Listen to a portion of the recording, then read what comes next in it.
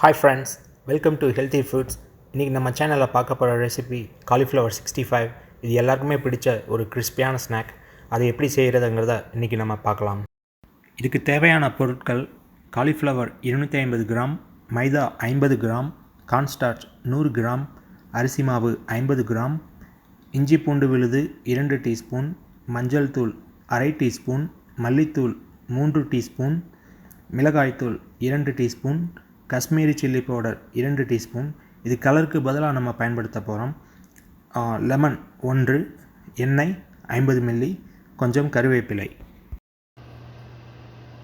இப்போ பவுலில் நம்ம எல்லா பொருட்களையுமே ஒன்றா சேர்த்து மிக்ஸ் பண்ண போகிறோம். இதில் பயன்படுத்துகிற ஒவ்வொரு மாவுக்குமே ஒரு தனி ரோல் இருக்குது. கார்ன்ஸ்டார்ச்சும் ரைஸ் ஃப்ளாரும் நல்ல கிறிஸ்பினஸ் கொடுக்கும். மைதா அதை எல்லாத்தையுமே சேர்த்து நல்லா பைண்ட் பண்ணும். இப்போ லெமன் ஜூஸ், மசாலாக்கள் எல்லாத்தையுமே சேர்த்துக்கலாம். 65 மசாலாவுக்கு நம்ம மல்லித்தூள் எப்பயுமே மிளகாய் பொடியை விட அதிகமாகவே சேர்க்கணும். அப்போ தான் நமக்கு நல்லாயிருக்கும். காஷ்மீரி சில்லி பவுடர் சேர்க்குறதால நமக்கு 65க்கு தேவையான கலர் அதிலேருந்தே கிடச்சிடும். இதில் இஞ்சி பூண்டு பேஸ்ட், லெமன் ஜூஸ், எண்ணெய் இது எல்லாமே சேர்க்குறதால இதிலேயே ஓரளவு பேஸ்ட் மாதிரி வந்துடும். அதிக அளவுக்கு தண்ணி நமக்கு தேவையில்லை. நம்ம எண்ணெய் சேர்க்குறதுக்கு காரணம் லம்ஸ் எதுவுமே இல்லாமல் மிக்சர் நமக்கு ஸ்மூத்தாக கிடைக்கிறதுக்காக தான் நம்ம சேர்க்குறோம்.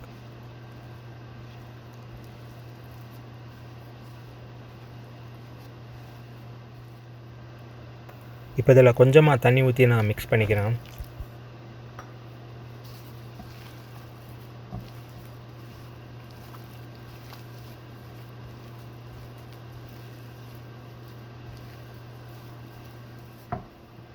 இப்போ நமக்கு 65 மசாலா ரெடி ஆகிடுச்சு. தேவையான உப்பு சேர்த்துக்கோங்க.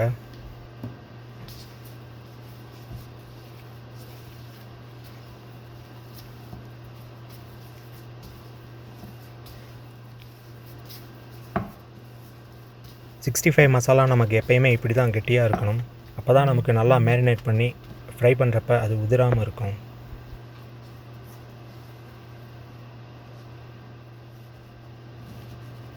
இப்போ காலிஃப்ளவரை நம்ம மசாலாவோட சேர்த்து நல்லா மிக்ஸ் பண்ணிக்கலாம். ஒரு 15 நிமிஷம் மேரினேட் ஆகட்டும். அதுக்கப்புறமா நம்ம டீப் ஃப்ரை பண்ணலாம். மசாலா ரொம்ப கட்டியாக இருந்துச்சுன்னா கொஞ்சமாக தண்ணி தெளித்து மிக்ஸ் பண்ணிக்கோங்க.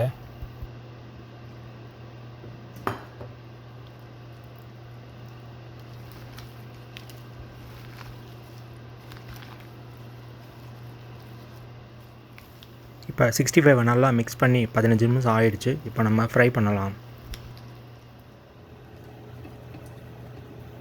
இப்போ நமக்கு எண்ணெய் நல்லா சூடாயிடுச்சு. இப்போ ஒவ்வொரு பீஸாக தனித்தனியாக போட்டு ஃப்ரை பண்ணலாம்.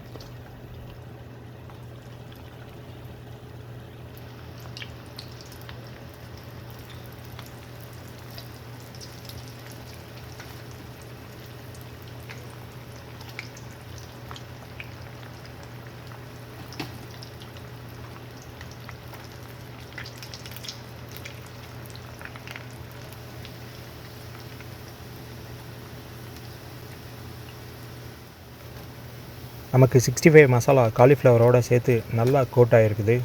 நல்லா தனித்தனியாக நல்லா ஃப்ரை ஆகிட்டுருக்கு.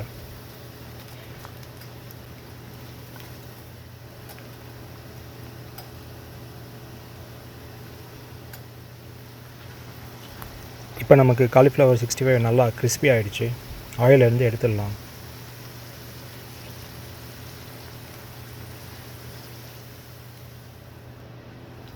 இப்போ அதே சூடான எண்ணெயில் கருவேப்பிலையை கொஞ்சம் ஃப்ரை பண்ணி அதோடு சேர்த்துக்கலாம்.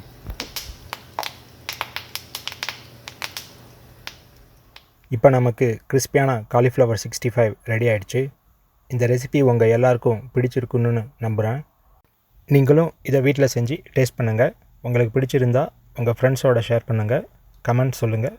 அடுத்த முறை வேறு ஒரு ரெசிபியோடு நான் உங்களை சந்திக்கிறேன். நன்றி, வணக்கம்.